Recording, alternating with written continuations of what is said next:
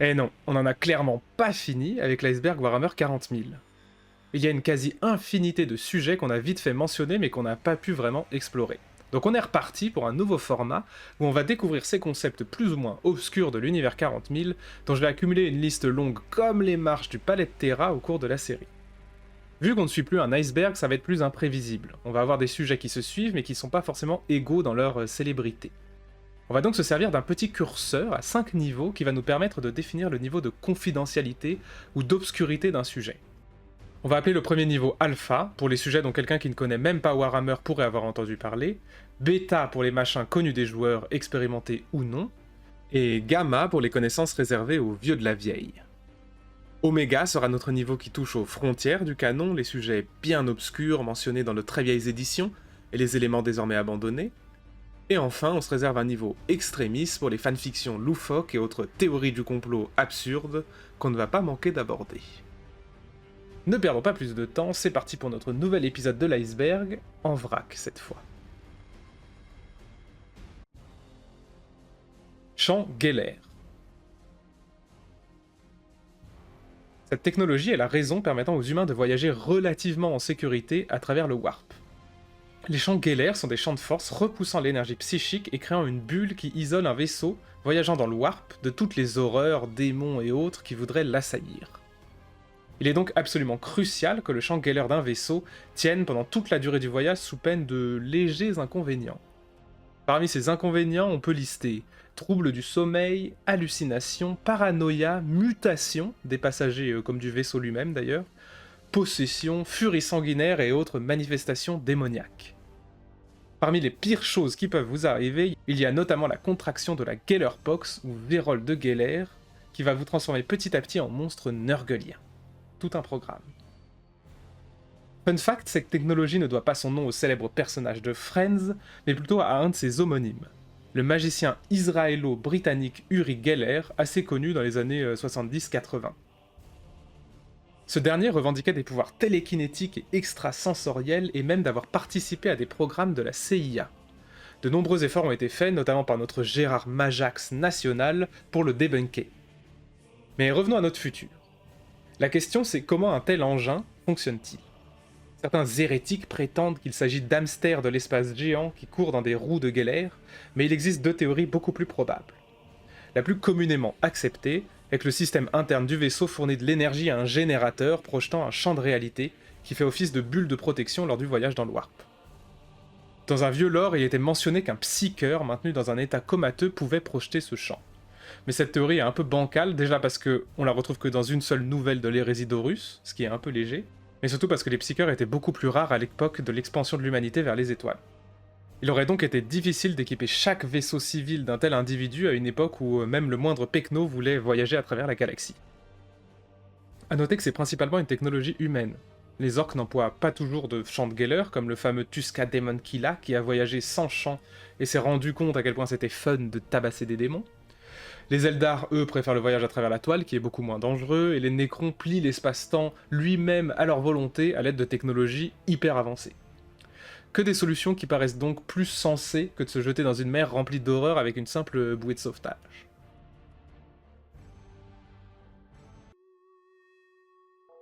If the Emperor had a text-to-speech device. TTS pour faire plus court, et si l'empereur avait un synthétiseur de voix. C'est une série créée sur YouTube par un certain Alpha Busa, dont le premier épisode a été publié en 2018, au travers de laquelle de nombreuses personnes ont eu leur premier contact avec le hobby et le lore de Warhammer. Cette série humoristique se base sur une idée simple. Et si l'empereur, dans son trône d'or, avait une machine qui lui permettait de parler à nouveau ? Et si c'était un peu un connard ? L'aide d'une machine de transcription vocale à la Stephen Hawking, le maître de l'humanité apprend de son custode en chef ce qu'il s'est passé dans l'Imperium au cours des 10 000 dernières années, depuis qu'il a été engoncé dans le trône d'or. Et comme on peut s'y attendre, il est assez étonné et il ne manque pas de nous le faire savoir. Les premiers épisodes sont indépendants et s'intéressent à chaque fois à une nouvelle partie du lore, mais des personnages récurrents sont assez vite mis en place, comme l'incontournable trio de custodes Jojo's Bizarre Adventure ou Rogal Dorn, incapable de comprendre le concept même d'humour. Les saisons suivantes proposent, elles, une intrigue plus ficelée. Un incontournable absolu des créations de fans, Attention, un bon niveau en anglais est nécessaire, mais des sous-titres sont disponibles. Si vous ne connaissez pas, allez le voir.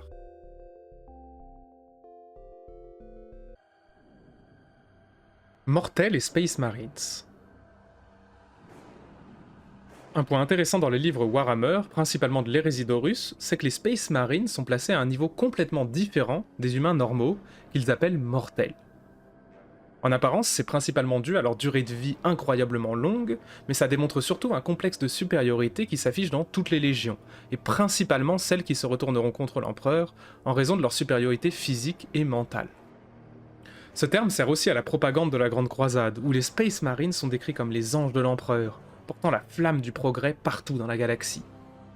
Leur attribuer un sang ou une origine divine contribue à en faire des figures mystiques et auréolées de puissance.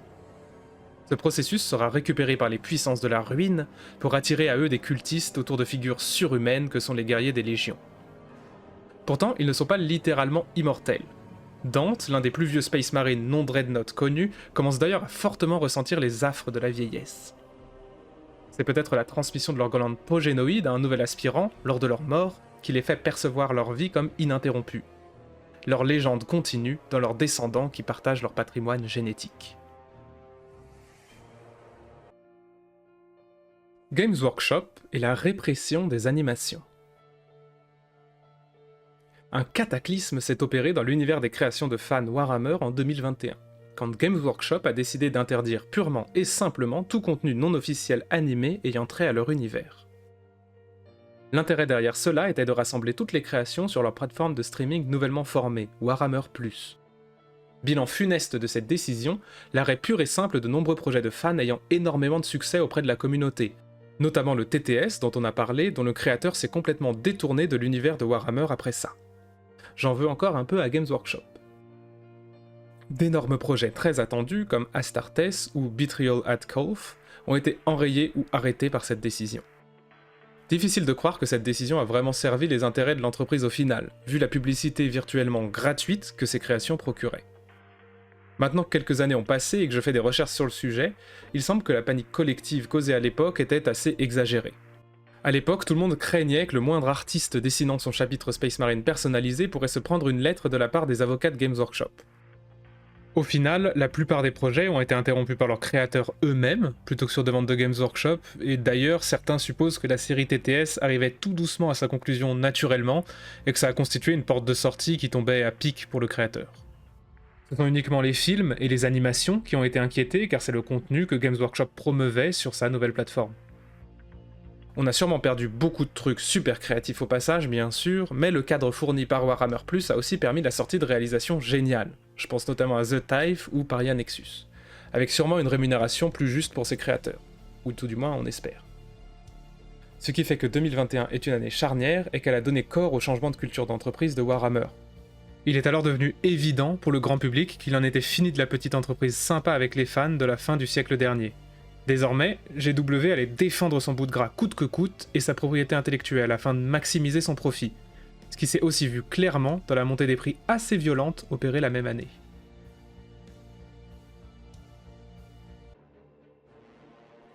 Le haut gothique. C'est le langage très soutenu de l'Imperium, celui parlé par les classes hautes de la société. Il ressemble un peu au latin du monde réel dans ses formules et sa grammaire, comme vous avez dû le remarquer. Comme beaucoup de choses communes à toute l'humanité, il s'est développé durant l'âge sombre de la technologie, et s'est perdu durant l'ère des luttes. Désormais, il porte une réputation mystique, principalement parce qu'on l'utilise pour parler de technologies perdues et de sciences ésotériques perdues lors de l'âge d'or de l'humanité, ainsi que pour prier l'empereur Dieu. Une version dégradée, le bas gothique, constitue la langue principale parlée par le commun des mortels dans l'Imperium au 41e millénaire, le haut gothique ayant désormais un caractère sacré et étant réservé aux élites, religieux et personnages haut placés en tout genre.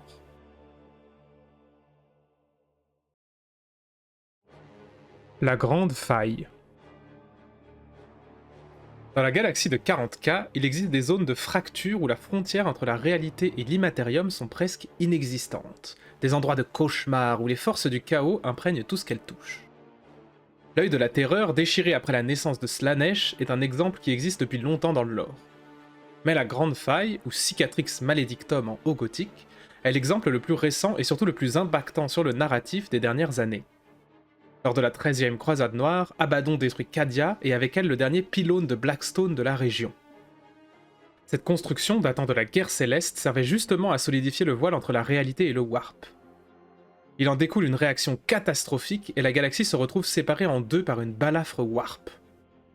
D'un côté, l'Imperium Sanctus, ayant encore accès à la lumière de l'Astronomicon, le phare de Terra, de l'autre, l'Imperium Nihilus, coupé de tout contact avec sa planète capitale par la tempête et forcé de se battre seul contre les horreurs du chaos et des Xénos.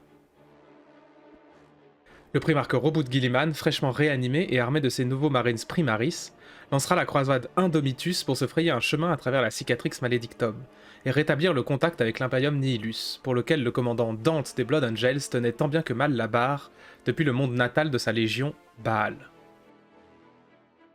Bien évidemment, les autres races aussi ont subi les affres du cataclysme. Les Taux ont perdu de nombreuses planètes lors de son ouverture, les orques y voient comme le sourire de Gork s'apprêtant à croquer la galaxie et vomissant tous ces démons indigestes. Dans la cicatrice elle-même, le grand jeu entre les 4 dieux du chaos a gagné en intensité, culminant dans une guerre intradémoniaque, la guerre dans la faille, où les sbires des grands dieux noirs se disputaient une multitude de mondes. À l'heure actuelle, il semble impossible de refermer la faille, qui n'est traversable que par de rares guets, comme le gantelet de Narmund. Seul point d'espoir pour l'humanité, cette abondance d'énergie du Warp pourrait contribuer à augmenter la puissance de l'Empereur autant que celle des puissances du chaos.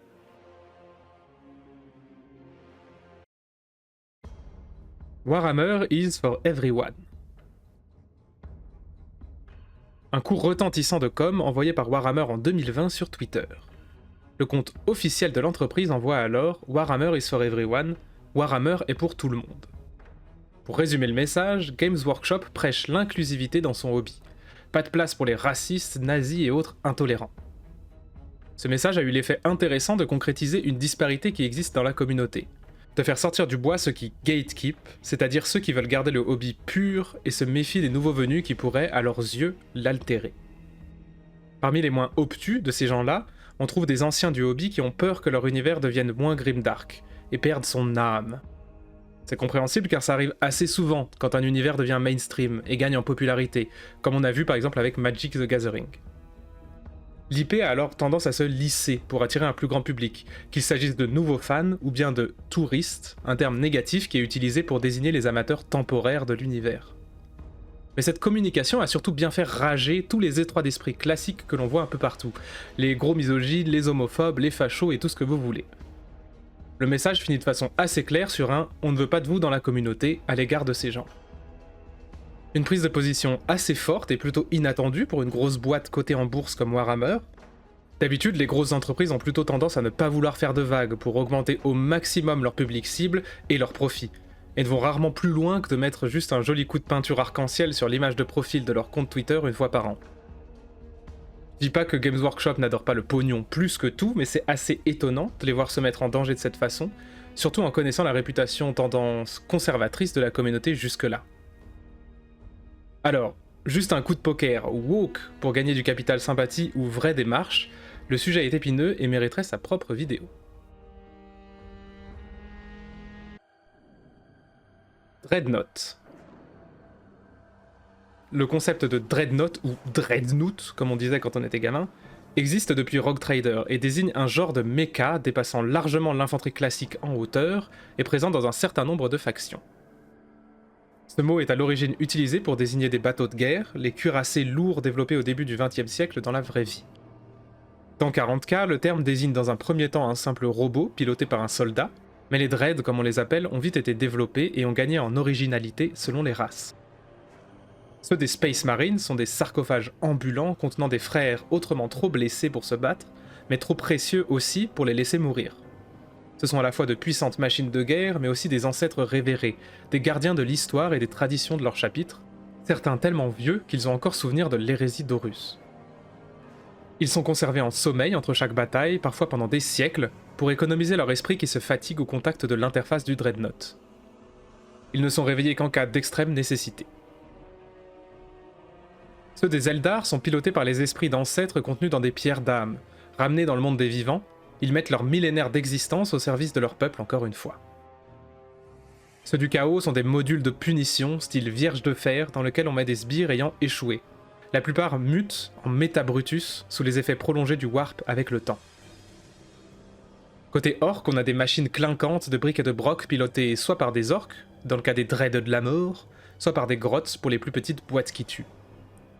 On peut même trouver des parallèles aux dreads dans d'autres races, pas forcément en termes de style, mais plus de fonction. Ce sont des véhicules ou des créatures de choc, utilisés pour des assauts où même l'infanterie lourde ne suffit pas, et peuvent être armés pour le corps à corps comme le combat à distance. On pensera aux Carnifex tyrannides, aux différentes exo-armures des taux et aux sentinelles de la garde. Bref, un grand classique de l'esthétique 40K.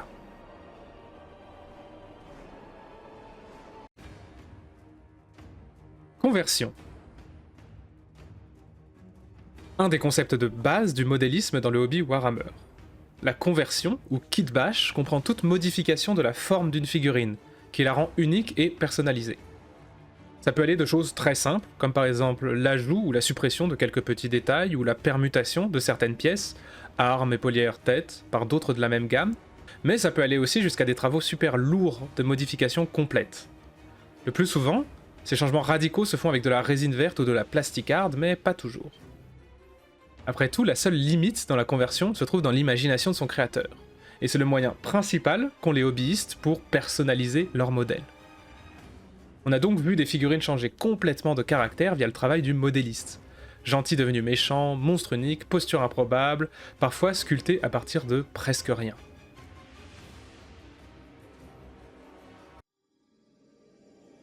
White Dwarf. Grom Brindal est un personnage emblématique du vieux monde de Warhammer depuis bien longtemps. Courteau, à la barbe et à la chevelure blanche comme la neige, ce membre de la race naine porte bien son nom. Proprement légendaire, le nain blanc apparaît et disparaît miraculeusement pour aider son peuple dans ses heures les plus sombres. Mais qu'est-ce que ça a donc à voir avec 40K, vous allez me dire? Eh bien, on le retrouve dans les pages du magazine mensuel de Warhammer auquel il donne son nom et où il répond aux questions des lecteurs. Il y a donc un autre nain blanc beaucoup plus concret, celui-là, ce fameux mensuel de tout ce qui touche au hobby. Il est publié pour la première fois en 1977, avant même la sortie de Warhammer donc. Il parlait à l'époque principalement de jeux de rôle, comme Donjons et Dragons au sens strict, plutôt que de figurines elles-mêmes, même s'il proposait déjà des figurines citadelles à commander. Et ouais, c'était avant Internet, il fallait le faire par téléphone ou par courrier à l'époque. Le journal est donc passé sous un certain nombre d'itérations au cours de ses nombreuses années de vie. Il abandonne les agrafes en 87, il est traduit en français en 92. On a notamment eu une coupure de 2014 à 2016 lorsqu'un nouveau format a été essayé sans succès par Games Workshop. Il s'appelait Warhammer Vision et était supposé sortir chaque mois en parallèle d'un White Dwarf qui lui devenait hebdomadaire. À l'heure de l'écriture de cette vidéo, on en est au numéro 514 de juillet 2025 titré Seigneur du Changement et qui porte sur Tsench, ses forces et Magnus, en plus de nombreux autres sujets bien sûr, comme d'habitude. Dans les rubriques classiques des White Dwarf, on peut s'attendre à trouver des courriers de lecteurs accompagnés de leurs plus belles figurines, les nouvelles sorties, des rapports de bataille, des discussions avec les designers du jeu et différentes animations et concours entre nos amis du studio Warhammer. Le tout est très sympathique à feuilleter dans son canapé quand on a envie de faire une petite pause peinture entre deux figurines.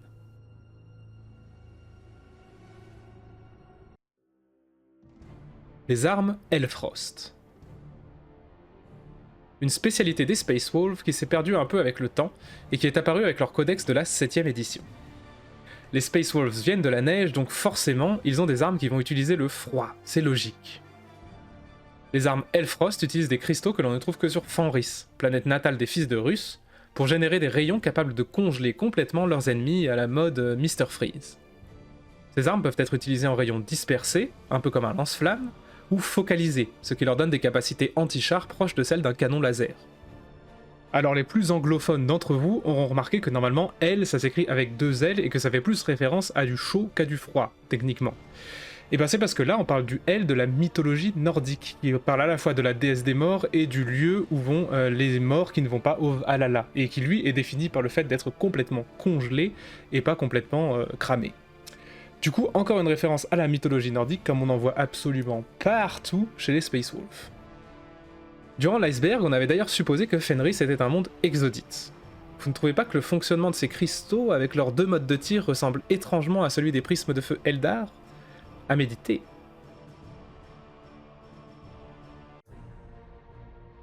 Et voilà pour ce premier épisode du lore en vrac, ou je sais pas comment je vais l'appeler, l'iceberg modifié de 40K. J'espère que ce nouveau format vous plaît aussi, et je vous dis à la prochaine. Ciao ciao.